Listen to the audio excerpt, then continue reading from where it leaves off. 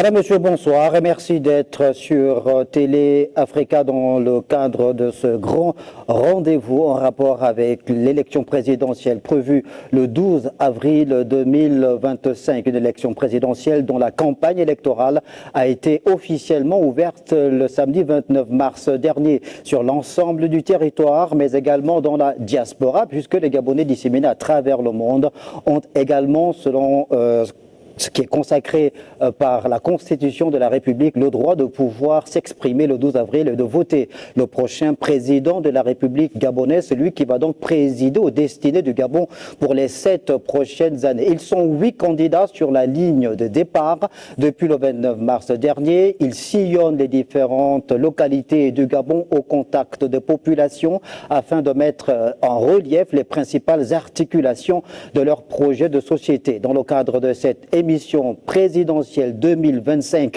la parole aux candidats. J'ai le plaisir de recevoir l'un de ces 8 candidats en la personne d'Alain-Claude Bilibinze. Monsieur Bilibinze, bonsoir. Bonsoir.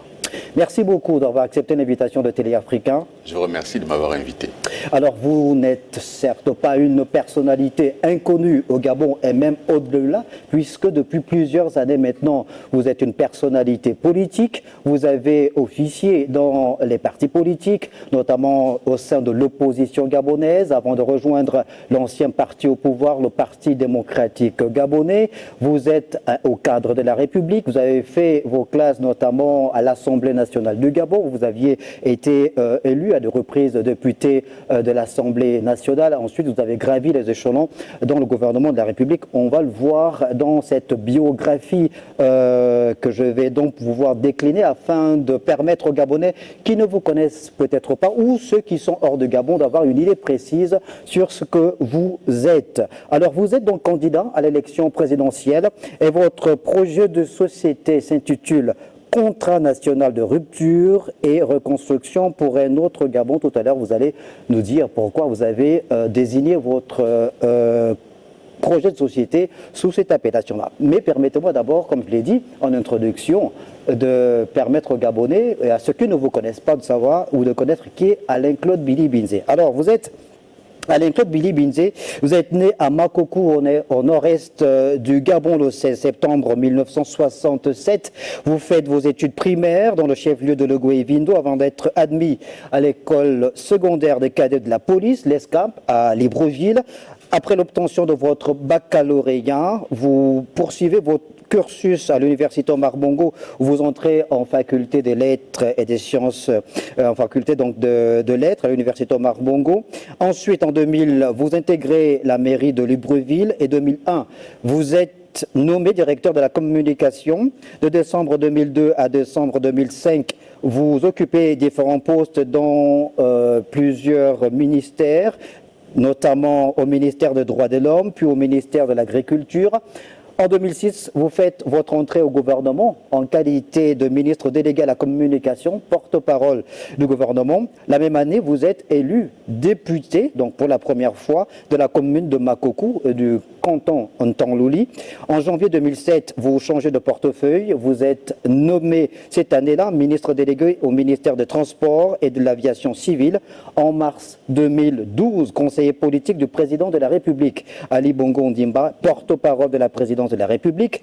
Vous faites votre retour au gouvernement le 11 septembre 2015 en qualité de ministre de la Communication, de la Culture et des Arts, porte-parole du gouvernement. En mai 2018, ministre d'État, ministre des Sports et de la Culture, chargé du tourisme.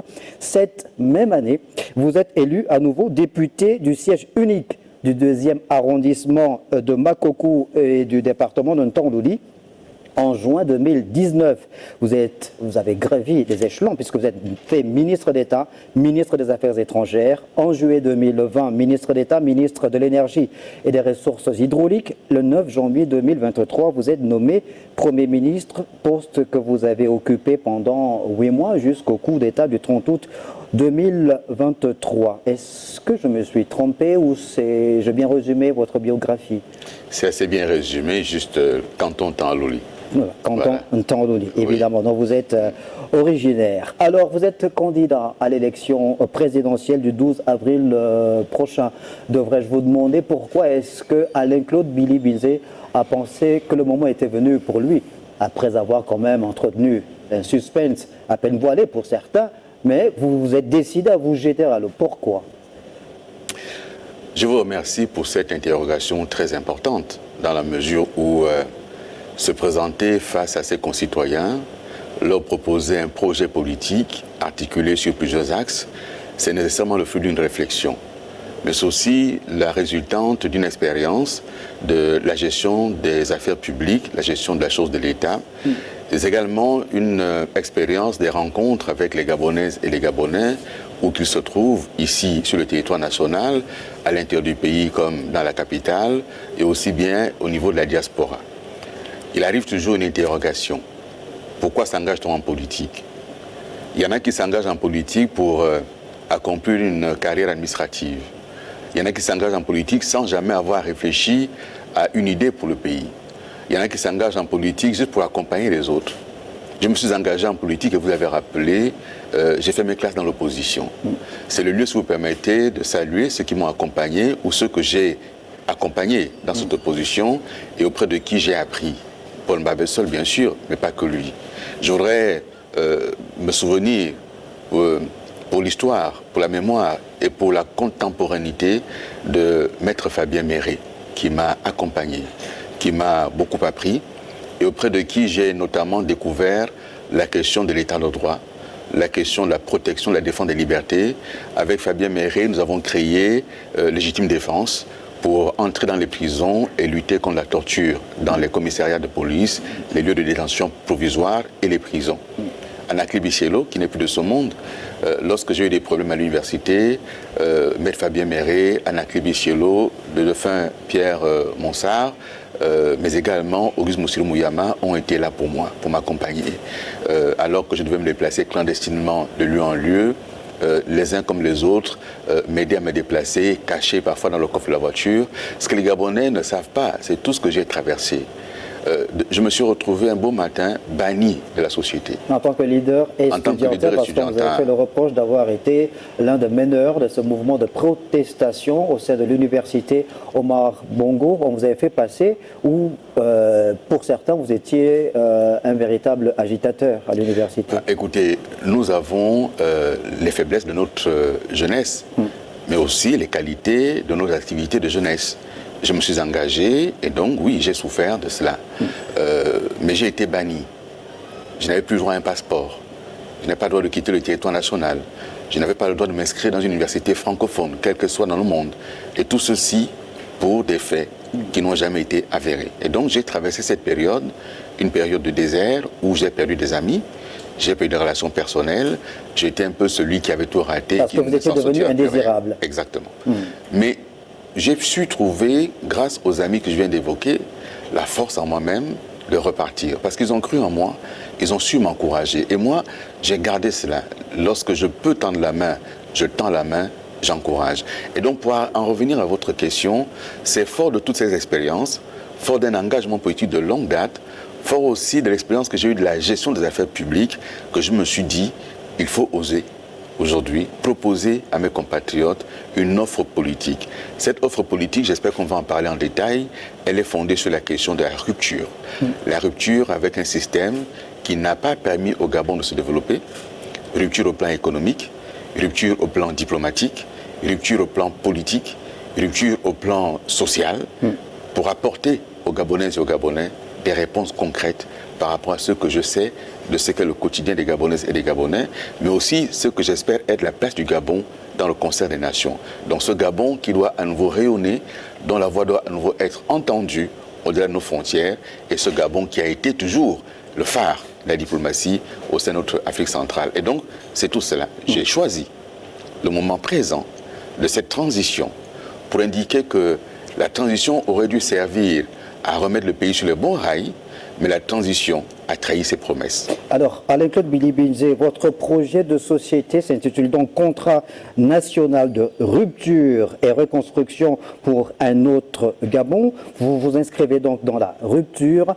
Certains de vos adversaires estiment que vous ne pouvez pas incarner cette rupture. On se rappelle de l'élection présidentielle de 2009 où André Mbaobam, passé de l'autre côté, s'était fait présenter devant le peuple gabonais comme étant le candidat de l'interposition. Vous êtes le candidat de la rupture. André Mbaobam incarnait si bien l'ancien régime auquel il appartenait, tout comme vous d'ailleurs, qui avez été peut-être pas la clé de voûte, puisque la clé de voûte, ça reste le président de la République, mais l'une de figures de proue des deux magistères d'Ali Bongo Ondimba. Est-ce que vous comprenez ce qu'ils vous disent que vous n'incarnez pas assez la rupture? Est-ce que vous pensez que celui qui n'a pas été dans un système peut rompre avec le système? J'incarne la rupture parce que j'ai été dans ce système, je le connais, je l'ai vécu de l'intérieur, j'en connais ce qui a pu être les forces, j'en connais aussi les faiblesses et j'estime qu'aujourd'hui, le moment est venu d'entendre la voix des Gabonais. Pourquoi les Gabonais ont applaudi le coup d'État du 30 août? Ils l'ont applaudi parce que ce coup d'État a prétendu venir mettre un terme à un système. Ce coup d'État a prétendu venir mettre le PDG hors de la gestion de l'État. Mais aujourd'hui, qu'observe-t-on? On observe que le chef de la transition est allé s'appuyer sur le PDG aujourd'hui pour sa campagne électorale. Et donc, le PDG, dont on disait hier qu'il fallait le chasser, il est de retour et c'est le chef de la transition qui est allé le chercher. Et donc, moi, je m'inscris dans la rupture avec un système qui n'a pas fonctionné. Et je suis le mieux placé pour parler de rupture parce que j'étais dans le système. L'autre est dans la continuité de ce système-là, avec les mêmes hommes, aux mêmes fonctions, les mêmes pratiques. Regardez la campagne électorale qui est menée. Elle est point pour point identique aux différentes campagnes menées par Ali Bongo. Regardez ce qui est fait. C'est exactement les mêmes personnes qui étaient hier aux responsabilités politiques pour accompagner les campagnes d'Ali Bongo qui sont aujourd'hui aux responsabilités pour accompagner celles-ci. Et donc moi je m'inscris en faux et je suis moi aujourd'hui engagé à rompre avec ce système. Regardez bien ce qui se passe. Toute une classe politique, 104 partis politiques, il n'y en a pas un seul qui a daigné présenter un candidat pour une échéance aussi capitale de retour à l'ordre constitutionnel. Les partis politiques ont la responsabilité en tant qu'association, partis politiques reconnus par la loi, de pouvoir désigner des candidats s'ils veulent. Il y en a qui ont fait des congrès, ils ont préféré faire des congrès pour soutenir Brice Clotaire ou Oligui Nguema. C'est de la responsabilité de qui? Des partis politiques ou du candidat qui a été adoubé par ses présidents de partis? Je ne parle pas du candidat, ce temps-ci, ça ne m'intéresse pas. Oui. Je parle de la responsabilité de partis politiques qui hier indiquaient aux Gabonais qu'ils étaient porteurs de projets, ils étaient porteurs de projets divers et variés, et aujourd'hui, à l'heure où il faut aller à un retour à l'ordre constitutionnel, ils ont disparu.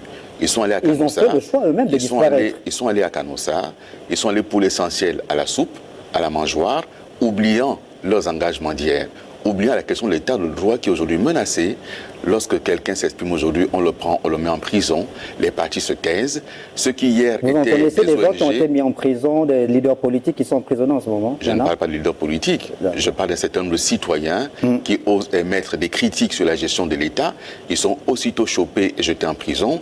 Je parle d'acteurs politiques, au moins un d'entre eux qui a dû prendre la poudre d'escampette. Il a fui du fait de l'utilisation d'un fait judiciaire non avéré, en tout cas non étayé, pour le mettre hors d'état de nuire. Et donc cet ensemble de choses étonne les compatriotes que je rencontre, étonne les Gabonaises et les Gabonais, et qui se disent, mais ce PDG, on avait cru qu'il était fini.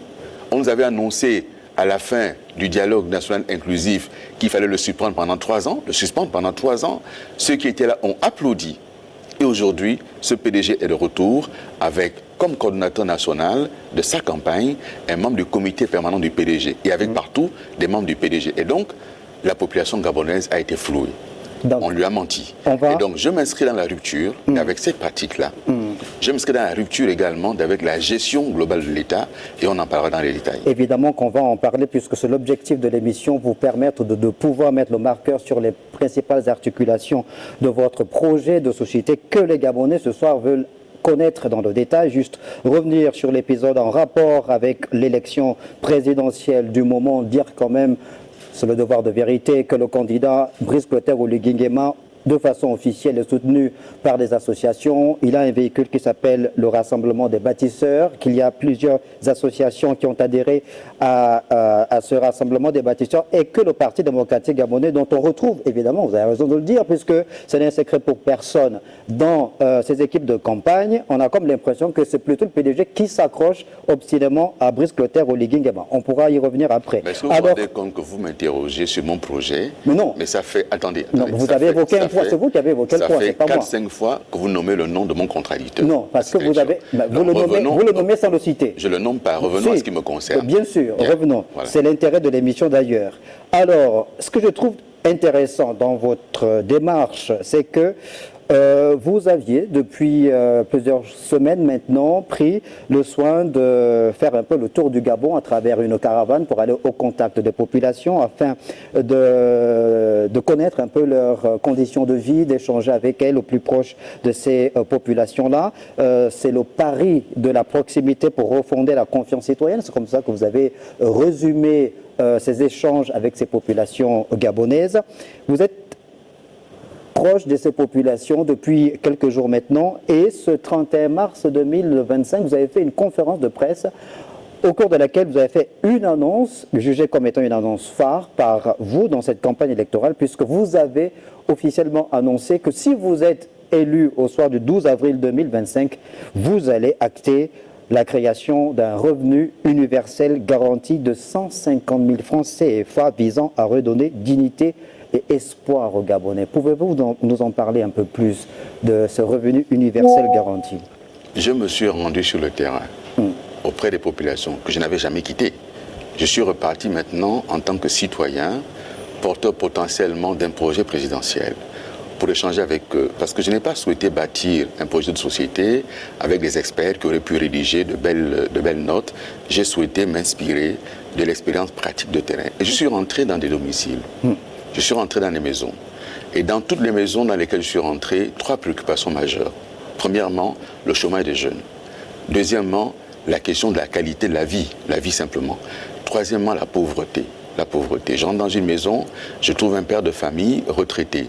Retraité d'une entreprise qui n'a pas versé ses cotisations sociales et donc qui se retrouve aujourd'hui à la retraite sans aucune pension. Et dans sa maison, il a 3-4 enfants qui ont eu des diplômes mais qui ne travaillent pas. Son épouse ne travaille pas non plus, je m'en inspire. Et j'estime aujourd'hui que notre pays dispose d'assez de ressources pour qu'il n'y ait pas sur notre territoire de personnes sans aucun revenu, de personnes abandonnées, des veuves sans ressources, des personnes handicapées qui portent un handicap lourd, des personnes du 3e âge sans aucun soutien et les jeunes diplômés. J'ai donc articulé 3 propositions. D'abord, accompagner les jeunes diplômés en mettant en place un amortisseur social qui permette aujourd'hui de ce qu'on appelle le minimum jeunesse. Lorsqu'on sort de sa formation diplômé, la première année, l'État maintient pour ce jeune une allocation qui correspond à 80% de la bourse qu'il percevait. Celui qui n'avait pas de bourse, on va réajuster. À la 2e année, ça tombe à 60%. Si au bout de cette 2e année, il n'a toujours pas trouvé un emploi, l'État l'installe dans sa toute première entreprise individuelle pour qu'il arrive à s'en sortir. Ça, c'est pour ceux qui est de la jeunesse. Après, il y a le minimum vieillesse pour accompagner le 3e âge qui souffre. Ces personnes qui aujourd'hui n'ont pas travaillé, n'ont pas de retraite, n'ont pas de pension et qui aujourd'hui se retrouvent seuls. Comment faire? Ce sont des nationaux, ce sont des Gabonais, il faut les accompagner. Je parle de ceux que j'ai vus sur le terrain. Et ces personnes sont extrêmement nombreuses et qui attendent de l'État un certain nombre de secours. Justement, c'est la question que je voulais vous poser par rapport au nombre. Combien de personnes peuvent-elles être impactées justement par ce revenu universel garanti selon vous? J'ai indiqué qu'il va y avoir une enquête sociale pour tenir compte des catégories qui ont été listées. Nous avons un recensement général de la population qui n'est pas terminé et donc personne aujourd'hui ne peut dire exactement le nombre de personnes qui peuvent être impactées. Pour autant, il vaut mieux prévoir cela parce qu'à vue de nez, il y en a beaucoup. Prenons une tranche allez, on va dire 100 000 personnes. 100 000 personnes qui recevraient 150 000 francs CFA par mois. Cela, ça ramènerait à 180 milliards par an. 180 milliards par an, c'est beaucoup moins élevé que les fonds de souveraineté, les fonds politiques du président de la République, qui sont à 250 milliards. Donc chacun fera des efforts. On va aller raboter dans ces fonds politiques. On ira raboter dans les fonds de fonctionnement de certaines institutions, on ira raboter dans les fonds politiques d'un certain nombre d'autres administrations et nous ferons en sorte de mettre en place un impôt. 10% des revenus pétroliers vont servir à cela. 10% des revenus miniers vont servir à cela. Pourquoi? Parce que le pétrole, comme les mines, sont des ressources naturelles données par Dieu pour notre pays.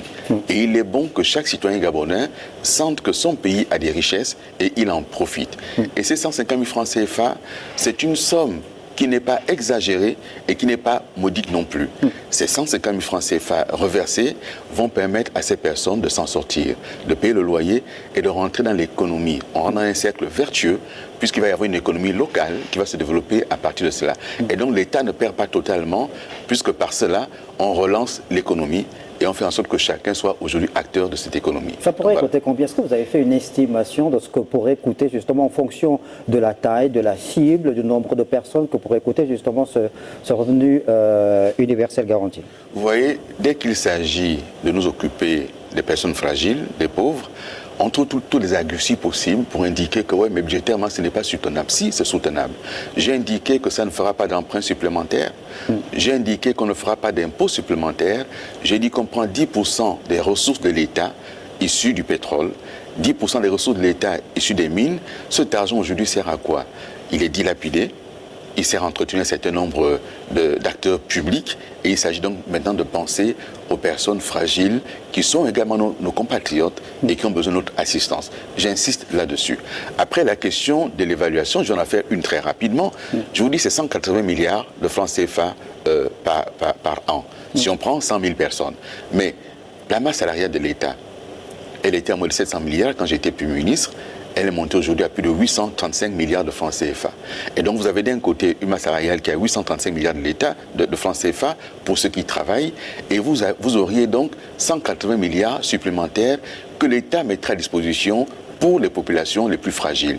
Mais l'État gagne, parce que ces populations vont enfin pouvoir avoir des revenus et pouvoir intégrer le circuit économique. C'est très important parce que ceux qui n'ont pas de ressources, il se passe quoi?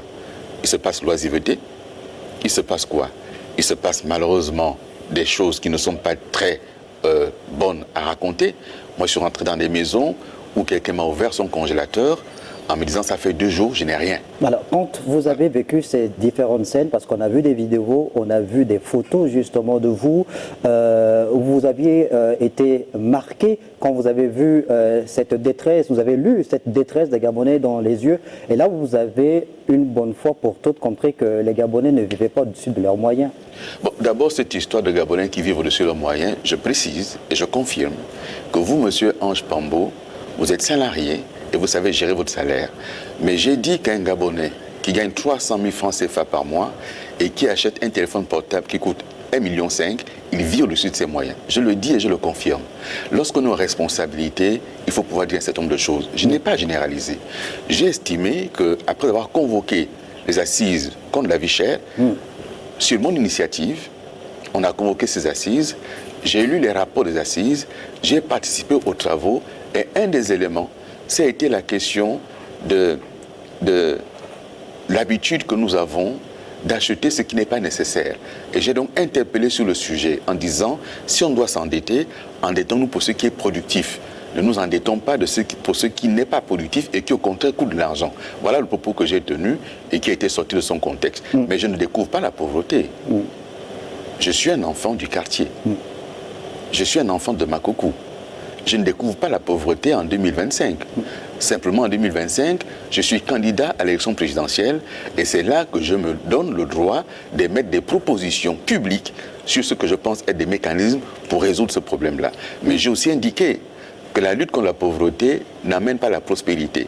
Et donc moi je vais sur cet élément arriver à un élément vertueux qui conduisent vers la prospérité. Voilà le sens de la démarche. Pour terminer sur ce point relatif à la création du revenu universel garanti qui sera fixé à 150 000 francs CFA qui vise à redonner dignité et espoir aux Gabonais. Alors vous l'avez dit, l'une des principales ressources ou de fonds qui devraient financer justement ce revenu universel garanti serait les 10% prélevés sur les ressources pétrolières et minières. en cas de fluctuation justement de ces matières premières, parce qu'il y a la conjoncture parfois sur le plan international, du marché international, quelle politique sera mise en place pour réagir, pour payer la contrepartie? D'abord, j'ai indiqué dans le projet que nous créons un fonds souverain dont la mission est précisément de gérer cet argent et donc de faire des placements pour amortir ces fluctuations éventuelles. J'ai aussi indiqué 3 sources de revenus.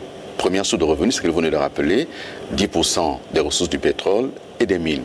Deuxième, les économies qu'on fait dans la question il faut raboter les dépenses publiques. Et donc ces économies qu'on va générer, il faut également les reverser là-dedans. Je viens d'indiquer un chiffre, il faut aller toucher à un certain nombre de fonds qui sont alloués sans contrôle à un certain nombre de chefs d'institutions.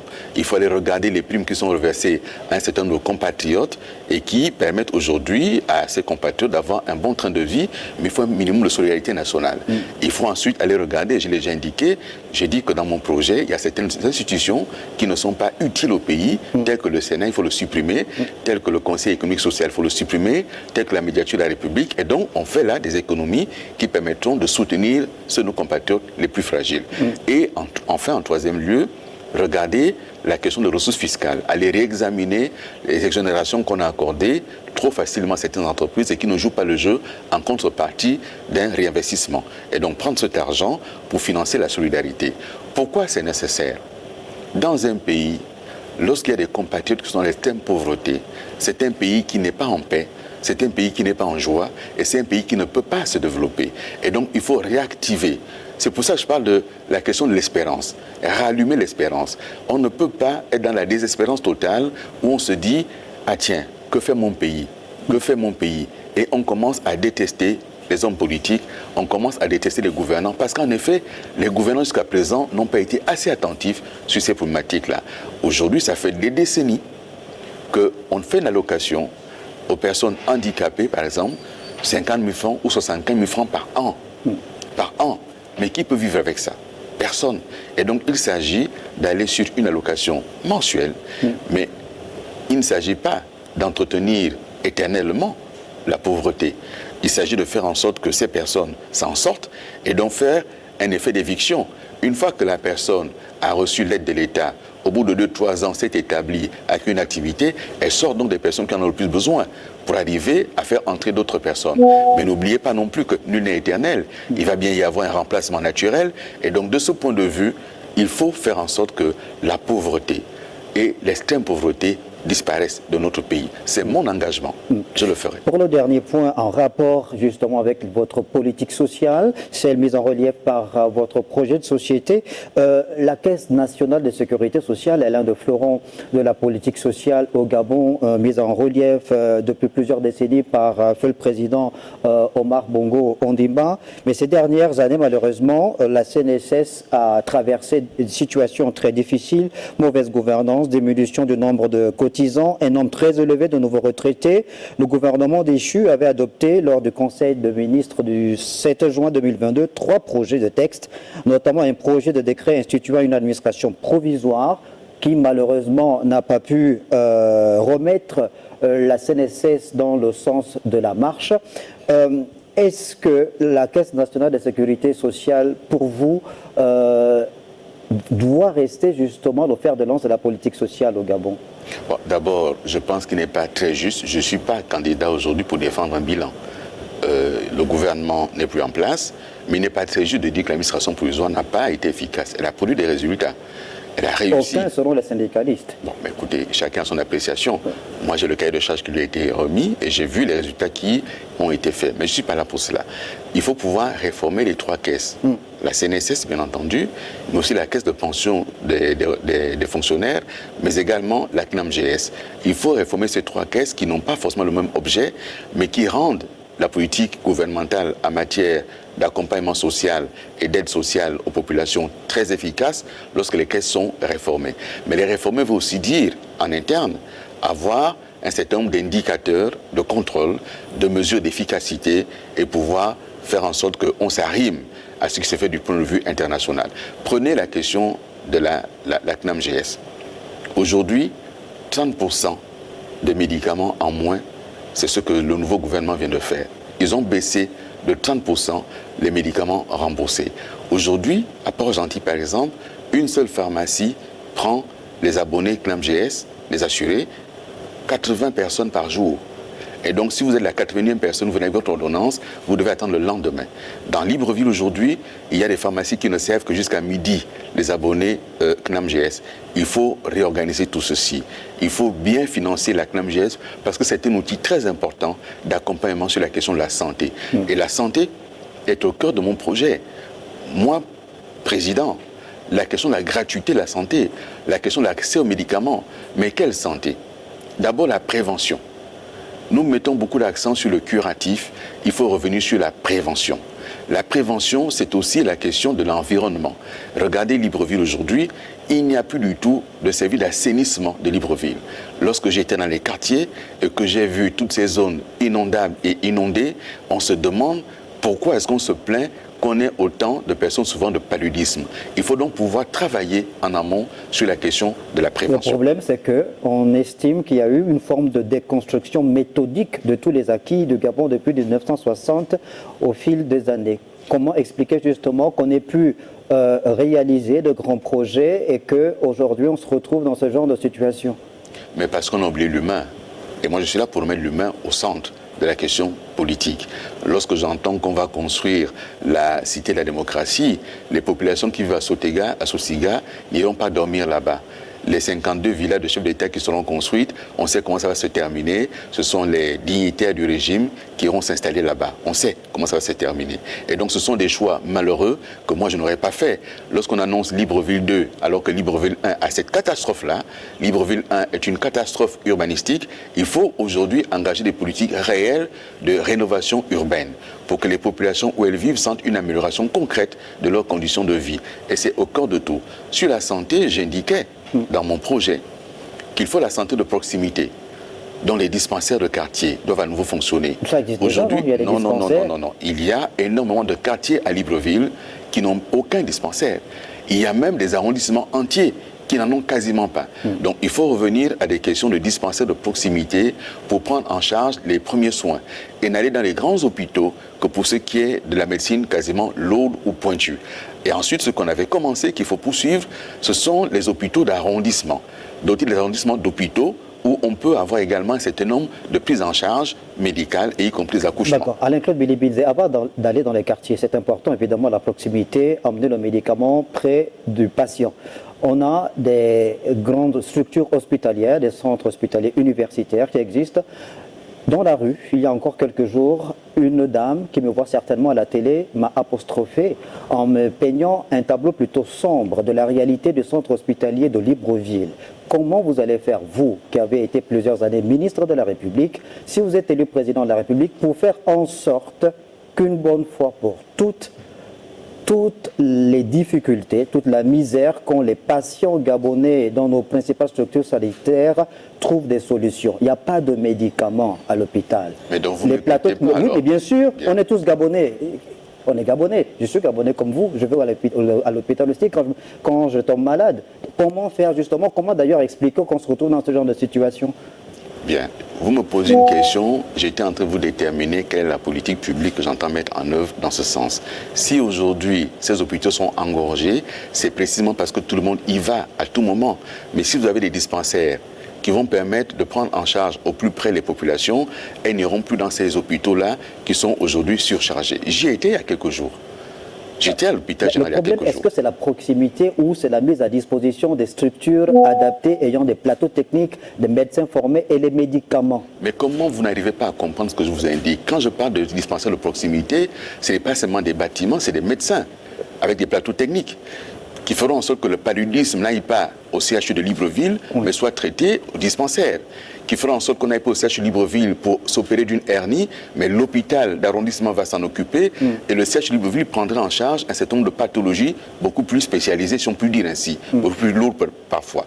Mais la question de fond, c'est aussi la question, d'une part, des plateaux techniques, de leur entretien, de l'entretien général des équipements.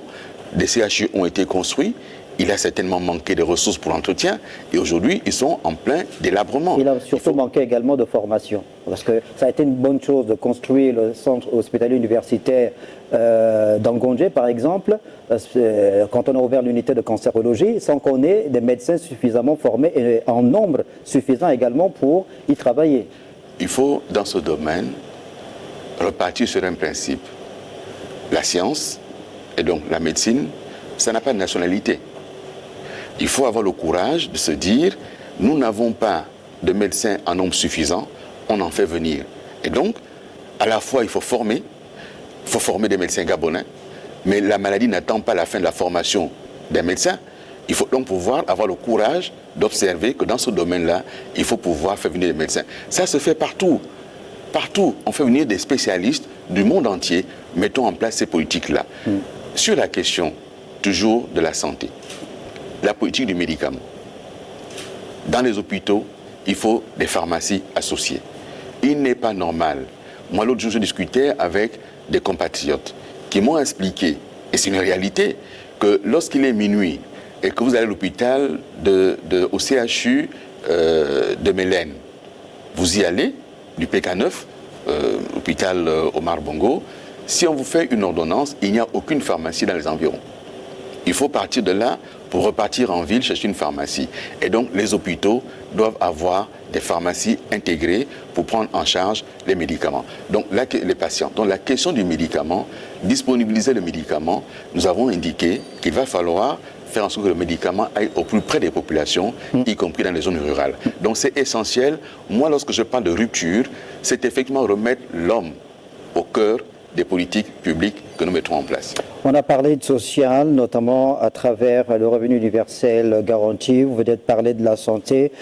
Parlons de l'employabilité, notamment l'employabilité des jeunes, les réponses apportées par rapport au fort taux de chômage observé chez les jeunes. Vous dites la jeunesse est la force du Gabon, mais trop de jeunes restent sans emploi. Je m'engage à créer des opportunités, des secteurs clés et à soutenir l'entrepreneuriat. Comment ? Bon, d'abord, j'ai indiqué que je ferais prendre au pays un tournant libéral, clair et assumé. Je crois que c'est l'entreprise qui crée la richesse et c'est l'entreprise qui embauche, qui recrute. Nous ne pouvons pas continuer à ne compter que sur les grandes entreprises. Il faut aussi la PME, il faut même l'entreprise individuelle. Il faut donc arriver à créer les conditions pour que l'entrepreneuriat devienne une réalité. Il faut que le monde de l'entreprise soit dynamique. Il faut libérer le génie gabonais. Et les domaines existent qui ne sont pas aujourd'hui explorés. Nous avons une façade maritime très importante.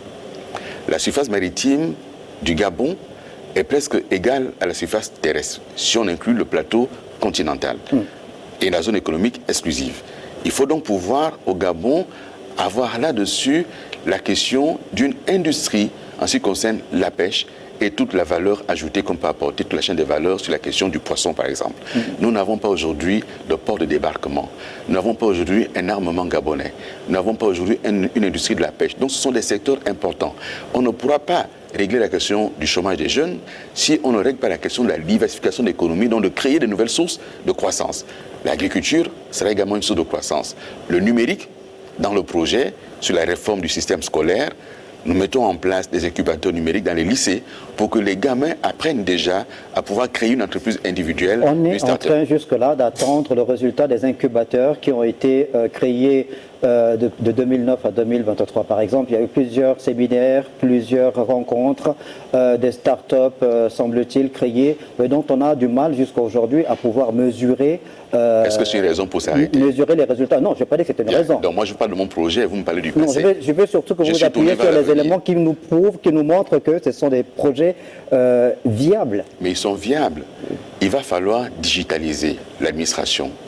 Il faut digitaliser les services. Il faut faire en sorte, par exemple, dans la lutte contre la corruption, de limiter la circulation des billets de banque et donc de tout digitaliser. Mais qui va le faire? Ce sont les start-up. L'État ne va pas le faire. L'État met en place des politiques publiques pour arriver à digitaliser. Mais il faut faire appel aux entreprises pour le faire. Lorsque j'ai été ministre de l'économie numérique, nous avons travaillé à démocratiser l'accès à Internet en faisant en sorte qu'on puisse amener la fibre optique par voie aérienne. C'est nous qui avons signé cette convention qui a démocratisé Internet. C'est nous qui avons mis en place le SING, l'incubateur qui fonctionne aujourd'hui et qui fonctionne très bien. Et ensuite, il faut maintenant l'accompagner pour qu'à son tour, elle aide les uns et les autres à ouvrir leur start-up. Mais ce n'est pas tout. Lorsque je parle du numérique, je parle également de la question de l'agriculture. Pourquoi c'est essentiel? Plus de 90% de ce que nous consommons est importé. Mais c'est là un domaine essentiel à développer, non seulement pour créer de l'emploi, diversifier l'économie, mais également pour la question de l'indépendance dans ce domaine. Il faut absolument la souveraineté dans le domaine alimentaire. Alain Claude Billy, vous avez dit des choses qui ont un rapport direct évidemment avec votre projet de société, mais avant, n'allons pas vite. On va y revenir. On va revenir sur la question de l'agriculture, puisque c'est un pan important, évidemment. Restons sur la jeunesse, sur ce que vous voulez faire pour faire en sorte que les jeunes, comme vous le dites dans votre projet de société, aient un avenir stable et prometteur. Est-ce que vous repartez d'abord à la base avant d'arriver au sommet? Parce que là, vous êtes en train de développer un pan qui nous montre évidemment qu'on est comme à la fin d'un cycle, au bout du cycle. Qu'en est-il de la base en termes de formation, ces jeunes-là? Mais vous me posez une question, je tente de vous répondre. Vous avez parlé de l'employabilité des jeunes, mais si on en parle, c'est qu'il y a des jeunes qui ont besoin d'emploi. Et donc, ceux qui ont déjà besoin d'emploi, qu'est-ce qu'on fait pour qu'ils trouvent de l'emploi? Quelle catégorie des jeunes? Est-ce que ce sont des jeunes chômeurs? Est-ce que ce sont des jeunes qui sont sortis du circuit scolaire? Est-ce que ce sont des jeunes scolarisés? Est-ce que c'est des jeunes qui sont dans des centres de formation professionnelle? Mais celui qui est dans le centre n'est pas encore en demande d'emploi. Nous parlons ici d'abord des jeunes diplômés en quête d'emploi. Pour ces jeunes diplômés en quête d'emploi, un peu plus haut, je vous ai dit, on met en place un amortisseur social pour les aider à subvenir à leurs besoins avant de trouver un emploi. Mais je vous ai indiqué également que pour trouver un emploi, il faut créer les conditions de l'emploi et donc créer une dynamique sur l'emploi en faisant en sorte de prendre un tournant libéral. On ne peut pas créer les conditions de l'emploi si l'entreprise n'existe pas, n'est pas dynamique et ne recrute pas. Il y a la fonction publique, bien entendu. Il y a des besoins importants. On a parlé de la santé. Il y a des besoins importants dans le domaine de l'enseignement également, dans le domaine de l'administration. Beaucoup de nos administrations à l'intérieur du pays sont vides. Il faut donc là aussi des politiques publiques pour accompagner. Donc sur cette question de l'emploi des jeunes, si on veut créer les questions de l'emploi, il faut d'abord s'attaquer à la question de l'économie. Donc il faut dynamiser l'économie. Il faut ensuite la question de la formation. Lorsque j'évoquais l'agriculture, il n'y a pas d'agriculture sans formation. Donc dans mon projet, c'est au moins un lycée agricole par province dans mon projet. J'ai vu qu'on a fait venir des tracteurs, mais qui va les réparer? Qui va les conduire? Qui va les entretenir? Et donc, il faut de la formation dans ce domaine-là sur la machinerie agricole. Il faut de la formation également sur l'épandage qu'on peut faire pour la question des engrais, des pesticides, etc. Il faut de la formation sur la question ensuite de toute la chaîne de valeur. Comment on fait la production, comment on fait la transformation, comment on fait la commercialisation. Et donc, c'est des secteurs importants à développer. Oui. Sur ce point, Alain Claude Billy, justement, pour rester dans le cadre de la formation, il y a certains jeunes, certaines associations ou organisations non gouvernementales qui se plaignent du fait que les bassins industriels dans notre pays qui existent, dans leur cahier de charge, n'accordent pas une place prépondérante à la formation des populations locales, notamment les jeunes. Aujourd'hui, on a Ivindo Iron, par exemple, pour ce qui est de la province de Ivindo. Le bassin industriel de Moanda est un vieux bassin industriel. Il y a des récriminations comme ça qui sont émises à chaque fois par les jeunes. Est-ce qu'il faut tendre vers cette politique-là, faire en sorte que les jeunes qui habitent dans les alentours de ces différents bassins industriels puissent être impactés par ces projets-là? D'abord, vous évoquez Ivindo Iron et je déplore que le gouvernement ait fait le choix quasiment d'abandonner Belinga et de se replier sur Baniaka. Je déplore ce choix-là. Belinga doit être ce qui, dans les 20 prochaines années, à partir de maintenant, doit pouvoir porter la croissance du Gabon. Et nous sommes en concurrence avec Simandou en Guinée et aussi avec l'autre pan de Belinga du côté du Cameroun. Le premier qui mettra ses mines de fer en exploitation va stopper tous les autres projets parce qu'il n'y aura pas assez. Il y aura trop de minerais sur le marché et le cours du fer va baisser.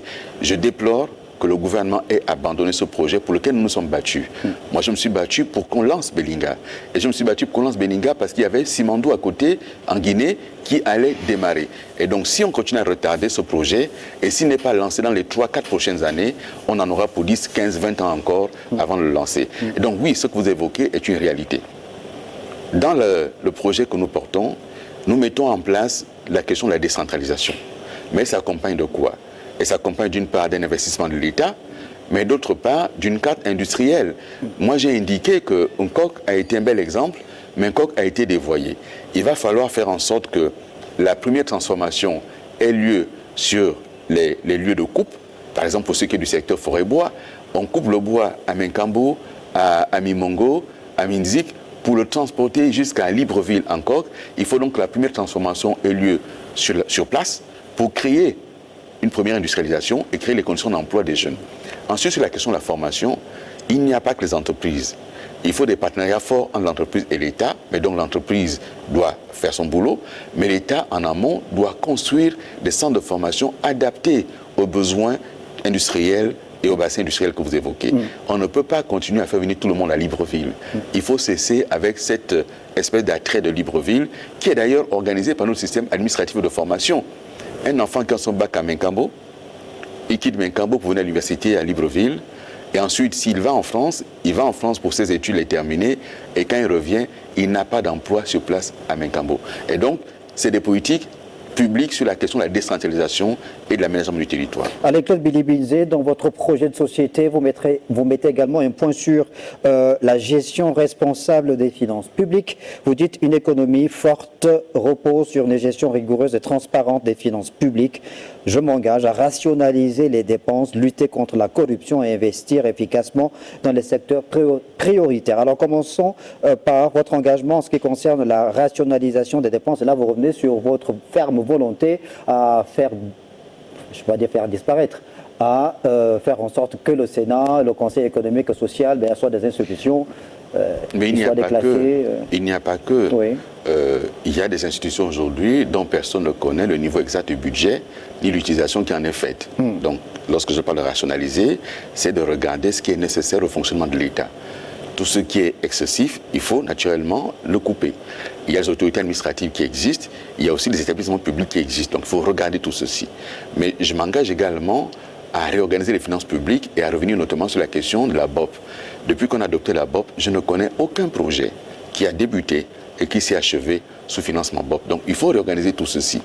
Mais rationaliser les finances publiques également, c'est regarder tout ce qui est prime, indu. C'est regarder également ce qu'on appelle les queues de budget. Pourquoi n'arrivons-nous pas à exécuter le budget? En fait, vous voulez terminer un travail que vous aviez déjà commencé. Parce qu'on vous rend responsable justement d'avoir lancé cette opération de mise entre parenthèses de l'existence de certaines agences. Il y a une pléthore d'agences qui avaient été créées au Gabon après l'accession d'Ali Bongo Ondimba à la magistrature suprême. Vous en avez supprimé plus d'une dizaine à partir de 2017-2018, si j'ai bonne mémoire, lorsque Brice Lacroix-Charlier Anga était directeur de cabinet d'Ali Bongo Ondimba. Vous étiez ministre de Sport, je pense. Mais le vous que vous évoquez là, moi je ne suis pas là pour faire le bilan d'Ali Bongo Ondimba. Non, je sais. Je ne suis pas là non plus pour le défendre. Mais au nom de la solidarité gouvernementale. Non, je suis solidaire de quoi là? Je suis plus ministre. Je suis en train de parler d'un projet présidentiel. Et ce projet présidentiel repose sur les axes que nous sommes en train d'évoquer. Et j'indique qu'il faut continuer à rationaliser la dépense publique. Mais ça veut dire qu'il faut regarder également, d'une part, les sources de financement, la collecte des ressources, et cette collecte de ressources, elle s'opère comment? Et ensuite, l'utilisation qui en est faite. Je vous dis, nous ne savons pas exactement comment est exécuté le budget de l'État. Il n'y a que quelques techniciens du ministère qui disent au gouvernement, ça a été exécuté à telle hauteur. Moi, j'ai été ministre, et un beau matin, on vous dit, telle ligne est épuisée. Mais je ne l'ai pas engagée, l'épuiser comment? Un beau matin, on vous dit, mais vous ne pouvez plus engager. Mais pourquoi? Et donc, il faut regarder tout ceci. Si on n'a pas ces sujets-là sur la table de manière transparente, avec ce qui nous accompagne traditionnellement, pour regarder aussi la question de la dette, comment la restructure, si on ne le fait pas, eh bien, malheureusement, on ne pourra pas s'en sortir. C'est une question très importante, Alain-Claude Billy-Bilzé, celle dont vous êtes en train d'évoquer, la question de la lutte contre la corruption, de la transparence dans la gestion des deniers publics, puisque c'est un problème qui se pose avec acuité dans notre pays. Omar Bongo Ondimba, Albert Bongo, d'ailleurs, à l'époque, dans les années 70, disait que la corruption était un serpent, mais l'argent gagné malhonnêtement un venin. Dans les années 70 déjà. Mais jusqu'aujourd'hui, ce problème de corruption perdure au Gabon. Il y a un peu plus d'une année, le Comité pour la transition et la restauration des institutions a pris le pouvoir par le truchement d'un coup d'État. Aujourd'hui, on sait que lorsqu'ils ont pris le pouvoir, les premières images fortes qui avaient été montrées à la télé, c'était celles de ces sacs de milliards de francs CFA trouvés dans certains domiciles. Est-ce que ce ne sont pas des images indécentes? Comment est-ce que des hautes personnalités, des gens qui ont cette responsabilité de l'État qui pèse sur leurs épaules, peuvent avoir autant de milliards chez eux de façon aussi indécente? Il y a plusieurs épisodes. On a vu Guy Zobandama revenir de Congo-Brazzaville, arrêter à la frontière avec des mallettes de milliards. Comment expliquer qu'au Gabon, le milliard soit aussi un fait aussi banal? Bien. D'abord, vous évoquez plusieurs choses à la fois. Oui, mais qui ont même lien, la corruption. Est-ce que je peux m'exprimer? Allez-y. Bien. La première chose, lorsqu'Albert Bongo dit que la corruption était un serpent et l'argent gagné malhonnêtement un venin, manifestement, ce n'est pas un venin mortel, vu comment ça s'est répandu par la suite. Donc ce venin n'a tué personne. Il faut donc prendre le taureau par les cornes. Mais pour traiter le mal, il faut d'abord le nommer, le connaître. La corruption, aujourd'hui, elle est endémique. Il faut le constater. Il faut donc prendre le taureau par les cornes. Vous évoquez l'autorité de la transition. Mais la corruption commence par quoi? Elle commence par le non-respect de la loi. Lorsqu'on accorde des marchés publics sans appel d'offres, sans mise en concurrence, pour des centaines de milliards de francs CFA, on met en place les conditions de la corruption. Lorsqu'aujourd'hui, on finance une campagne électorale par le secteur privé, par des entreprises qui ont des marchés au Gabon, c'est de la corruption. Lorsqu'aujourd'hui, on fait en sorte qu'une entreprise préfinance les travaux publics, c'est potentiellement de la corruption. Lorsqu'il y a quelques jours, la Banque mondiale est obligée de sanctionner un administratif gabonais, c'est la Banque mondiale qui est obligée de le sanctionner, ça veut dire que la justice n'a pas fonctionné. Et donc, la question de la lutte contre la corruption, c'est d'abord la question de l'état de droit. C'est d'abord la question d'une justice indépendante qui fait son travail. Il y a des signalements, il y a des enquêtes et les coupables sont punis. Le problème aujourd'hui, c'est que la justice, telle qu'elle fonctionne, et moi je me battrai pour une vraie indépendance de la justice, telle qu'elle fonctionne, elle est forte avec les faibles, elle est faible avec les puissants. Il faut que la justice soit à nouveau forte et respectée. Et la corruption. Quand vous dites à nouveau, elle a été forte. Quand vous dites à nouveau forte, elle n'a jamais été forte. Selon ce que vous êtes en train de décliner vous-même, le tableau que vous brossez est un tableau sombre, donc elle n'a jamais été forte. Il fut un temps où, dans notre pays, on pouvait rendre justice. Mais depuis pas mal de temps, depuis plusieurs années déjà, écoutez, moi je ne sais pas jusqu'où il faut remonter, mais il fut un temps quand même où le procureur dans ce pays était craint. Il fut un temps où le magistrat était craint.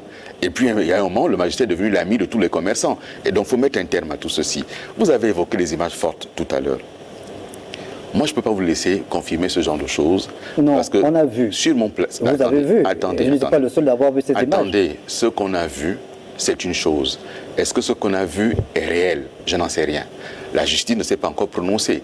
J'observe d'ailleurs que ce pouvoir, alors qu'ils ont dit que c'était de l'argent trouvé dans des domiciles, ils l'ont utilisé sans aucune décision de justice. De même qu'ils ont utilisé les voitures qui ont été saisies chez des particuliers, ils les ont redistribuées.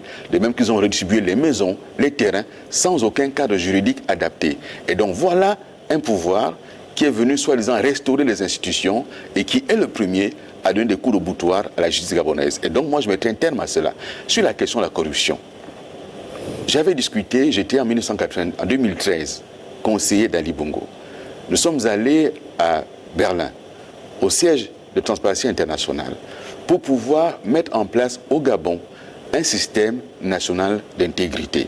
Et dans mon projet, je dis qu'il faut qu'on arrive à une société de confiance. Mais ça veut dire que nous mettons en place ce système national d'intégrité qui passe par la transparence de la vie publique. On doit savoir ce qui est rentré dans les caisses de l'État. Pourquoi est-ce que c'est un tabou? C'est de l'argent public. Nous devons le savoir. Et quel est l'usage qui en est fait? Le fait que ça soit tabou favorise la corruption. Le fait qu'on ne sache pas ce qui rentre exactement. Le fait que vous, journalistes, vous ne soyez pas capables de rechercher sur Internet les ressources financières de l'État dans tel ou tel domaine. Pourquoi est-ce que c'est tabou? On vous donne la loi de finances en ligne, c'est bien, mais l'exécution de la loi de finances, jour par jour. Vous avez été Premier ministre, vous découvrez ça maintenant? Pardon?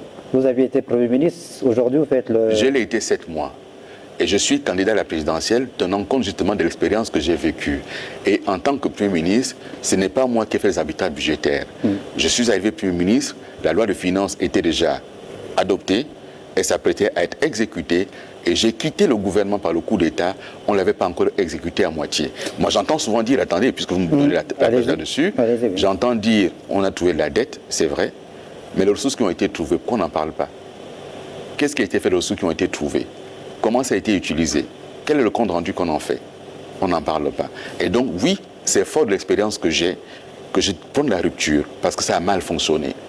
Ça a mal fonctionné. Et dans la rupture, Alain-Claude Billy-Binzé, par rapport à votre projet de société, vous mettez également un point d'honneur à vous engager à moderniser les institutions, la réforme des institutions pour plus de transparence, vous dites, d'efficacité et de justice.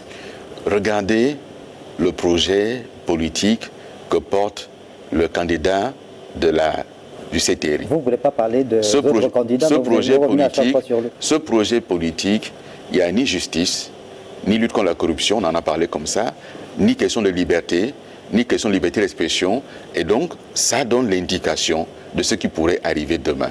Moi, président, je reviendrai sur cette constitution qui a été adoptée à la hussarde et qui est mauvaise. Cette constitution, c'est le pouvoir d'un homme. C'est le pouvoir d'un seul. Et vous voyez bien, dans le projet, c'est j'ai payé le FMI, j'ai payé la Banque mondiale. Mais le jeu là, c'est qui? C'est l'État gabonais. Ce sont les institutions gabonaises. C'est l'argent du contribuable. Ce n'est pas je. Donc, le manque de connaissance du fonctionnement des institutions se traduit ici dans cette constitution qui est hyper personnalisée au point où il est capable de dire je alors que c'est le gouvernement. Capable de dire je alors que c'est une autre institution. Cela, il faut mettre un terme à cette constitution. Et donc moderniser les institutions, c'est d'abord revenir à une vraie constitution. Et la constitution de référence, c'est celle de 1991. Qui a été vidée de sa substance jusqu'au 30 août 2023. C'est celle de 1991, telle qu'issue ensuite des accords de Paris et adoptée par le référendum de 1995 et qui, aujourd'hui, a été effectivement. Mais comment on peut expliquer justement toutes ces multiples modifications qu'a subi la Constitution de 91? Mais c'est tout ça qui doit amener la rupture. Ce qui a amené ça, c'est la volonté des autorités de se maintenir en place. Il faut donc la rupture totale. Il faut une rupture avec ces pratiques qui sont portées notamment par les amis de ceux qui accompagnent l'autre aujourd'hui en chantant. Donc c'est ça qu'il faut arriver à interrompre. Et moi je vous le dis, les yeux dans les yeux, cette rupture, elle est indispensable. Si elle ne s'opère pas, nous allons avoir du mal à nous en sortir. Et l'électeur gabonais, pour la première fois, a un choix clair. Soit la continuité du système ancien qui se réincarne aujourd'hui par le CTRI-PDG, ou alors la rupture avec Billy-Binzé et ce qu'il propose. Le choix il est très clair. Hein. Il n'y a pas là-dedans à hésiter. Ceux qui choisiront la continuité ne pourront pas se plaindre demain. Ils ne pourront pas dire on ne savait pas. Les choses sont très claires, c'est sur la table. Là, c'est le retour vers le passé. Alain-Claude Billy-Binzé, nous avons évoqué quelques pans de votre projet de société, notamment sur le plan social, économique, réforme des institutions, l'employabilité, notamment chez les jeunes. On a parlé aussi d'agriculture.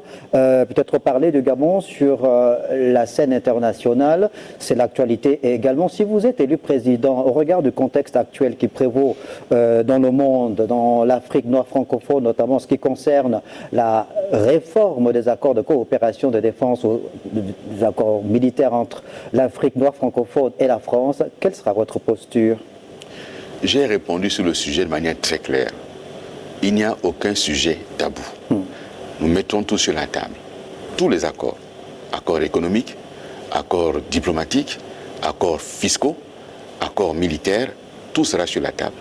Il faut rééquilibrer ces accords et faire en sorte que le mouvement de l'histoire qui a cours aujourd'hui, on ne soit pas à courir derrière. Il y a un mouvement de l'histoire en Afrique. Il y a ce que je peux appeler ici les totems de la colonisation et de la néocolonisation. Le franc CFA est un totem. Il faut travailler, il faut discuter, mais le Gabon ne sortira pas seul du franc CFA. C'est dans une communauté que ce sujet sera porté. La question des camps militaires français n'est pas non plus un sujet tabou. D'ailleurs, la France elle-même est en train de réviser sa position dessus.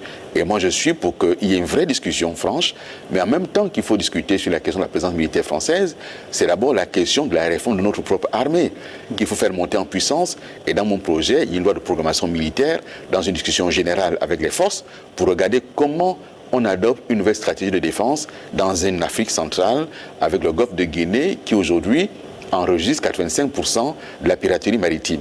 Il n'y a pas longtemps, sur la rade de Libreville, à Libreville, il y a eu des actes de piraterie maritime également. Il n'y a pas longtemps. Et donc, il faut se donner les capacités de son autonomie et son indépendance. Si nous ne sommes pas en capacité de nous projeter, comment allez-vous pouvoir vous défendre sans coopération? Et de ce point de vue, je dis encore une fois qu'aucun sujet n'est tabou et que le Gabon n'est pas marié à la monogamie. Si d'autres partenaires sont disponibles pour qu'on discute, on discutera avec eux pour garantir la sécurité du Gabon et la montée en puissance de ses forces de défense et de sécurité. Et je termine sur le sujet. Le Gabon doit retrouver sa place. La voix du Gabon doit à nouveau être entendue. Je déplore que, alors que nous habitons le ciel de la CEAC, que nous avons une crise dans l'est de la RDC, entre deux États membres de la CEAC, que le Gabon n'ait eu aucune initiative dans ce domaine. Je le déplore. Nous avons été à l'origine de la réforme de la CEAC. C'est sous le mandat du Gabon que la CEAC est passée de secrétariat général simple à un président de commission de la CEAC avec des commissaires spécialisés. C'est dommage qu'habitant le siège, on n'ait pas eu d'initiative dans ce domaine. Ça, c'est un de deux, la diplomatie gabonaise. Il faut redéfinir la carte diplomatique du Gabon. Nous ne pouvons plus être présents partout et ne pas être en capacité de soutenir cette présence. Donc nous avons des pans entiers qu'il faut réorganiser, qu'il faut réviser. Et là, vous parlez des chancelleries du Gabon dans le monde. Je parle des chancelleries du Gabon dans le monde, mais je parle surtout de la politique diplomatique du Gabon, qui doit être une politique qui s'oriente davantage vers l'économie. Vers l'économie. Elle est plutôt axée davantage en ce moment sur le développement durable. Est-ce une mauvaise chose? D'abord sur le prestige. Non, d'abord sur le prestige. Parce que nous sommes présents de manière extraordinairement élevée par rapport à d'autres États africains. Je prends par exemple cité comme étant un pays leader dans le domaine du développement durable. Non, mais là on parle de plusieurs choses. Oui. Nous sommes leaders dans le développement durable, mais est-ce que nous sommes contraints par exemple d'être présents en Chine, au Japon, en Corée, en Inde? On peut faire des choix. Est-ce que nous sommes obligés d'avoir une représentation diplomatique en Allemagne, en Belgique, en France, en Espagne, en Italie? Il faut faire des choix. Et donc, de ce point de vue, mieux on fera des choix, mieux on dégagera des marges de manœuvre financières pour que nos ambassadeurs aient des conditions de vie plus décentes que c'est le cas aujourd'hui. Et donc, cette politique-là, nous la mettrons en place, mais un meilleur accompagnement de la diaspora également. Dans mon projet, il y a la question d'un haut conseil des diasporas qui sera mis en place pour mieux accompagner la diaspora. Cette diaspora est multiple. Il y a une diaspora qui s'est installée, qui travaille, qui est là, dont on ne parle pas souvent. Il y a une diaspora d'étudiants qu'il faut accompagner et il y a des compatriotes qui ont fini leurs études et qui doivent rentrer. Ce haut conseil sera un interlocuteur privilégié pour l'État. Et à côté de cela, j'ai indiqué qu'en supprimant le Sénat, on augmente le nombre de députés pour qu'il y ait 7 députés des Gabonais de la diaspora. 2 pour l'Europe, 2 pour l'Afrique, 2 pour l'Amérique, 1 pour l'Asie. Donc voici le projet qui est très clair et qui n'est pas un projet compliqué à mettre en œuvre. Alain-Claude Billy Binzé, nous sommes quasiment arrivés au terme de cet entretien consacré donc à cette élection présidentielle 2025. Donc vous êtes le candidat, un de 8 candidats. Je vous propose évidemment de conclure l'émission, de vous adresser aux Gabonais en 1 minute avant que nous ne mettions un terme à ce programme. Que voulez-vous dire aux Gabonais qui doivent voter le 12 avril prochain? D'abord, dans le projet, il est question de culture, de sport et de loisirs également. Gabonaises, Gabonais, mes chers compatriotes, je suis candidat pour porter la rupture. Je suis candidat pour en finir avec le système ancien. J'ai été de l'intérieur, j'ai vu comment cela fonctionne. Et je déplore aujourd'hui que ce système tente de revenir. Mettons un terme à ce système. Le 12 avril, il n'y a pas 1000 possibilités. Vous avez le choix entre le bulletin de la continuité. Ce bulletin de la continuité, vous le connaissez. C'est ceux qui sont aujourd'hui entourés et encadrés par le PDG. Et le bulletin de la rupture que Billy Binzé Alain-Claude incarne. Je vous invite à choisir le bulletin de la rupture et de l'espérance. Parce que notre Gabon a besoin d'espérance. Et parce que cette espérance, je l'incarne. Je l'incarne parce que j'ai vécu l'intérieur. Je l'incarne parce que j'ai une expérience. Et je sais que ceux qui se préparent contre le Gabon, si d'aventure c'est les autres qui passent, nous aurons que nos yeux pour pleurer. Je vous invite à faire le bon choix. Pas besoin d'avoir 1000 réflexions, vous n'avez que 2 choix possibles. Le choix de la continuité avec les autres ou le choix de la rupture avec Alain-Claude Bilibizeu, le choix auquel je vous appelle pour le 12 avril 2025. Merci. Merci Alain-Claude Bilibizeu d'être passé sur le plateau de l'émission présidentielle 2025, La parole au candidat. Nous vous avons donc reçu pour mettre le point sur les principales articulations de votre projet de société. Ainsi se referme ce programme. Merci de l'avoir regardé et bonne suite des programmes sur Télé Africa. Chaque planète a sa propre guerre.